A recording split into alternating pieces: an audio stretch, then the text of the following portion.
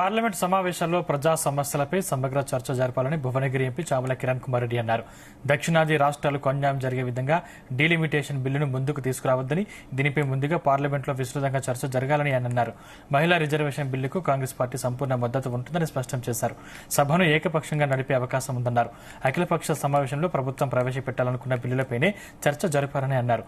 విభజన హామీల భాగమైన పాలమూరు రంగారెడ్డి ఎత్తిపోతల పథకాన్ని జాతీయ ప్రాజెక్టుగా ప్రకటించాలని డిమాండ్ చేశారు.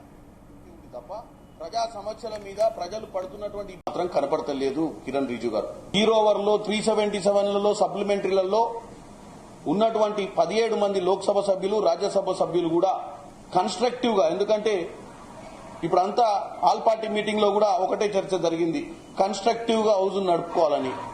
నేను ఇందాకనే కిరణ్ రిజిజు గారికి విన్నపించుకున్న, కన్స్ట్రక్టివ్ అంటే జరుగుతున్నటువంటి భారతదేశంలో ఉన్నటువంటి ముఖ్య అంశాలు ఏదైతే ప్రజలు ఇబ్బంది పడుతున్నా వాటిని చర్చ చేయాలి.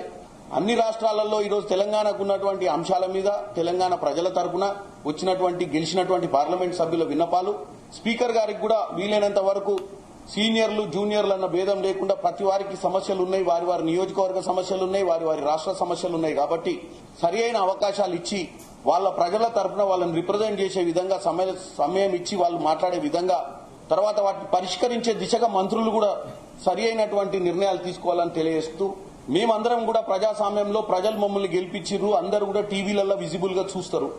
కానీ మీరు ప్రతిసారి మైకులు బంద్ చేసి మీరు చెప్పేదే చెప్పి ప్రజల్ని తప్పుతో పట్టిస్తుర్రు.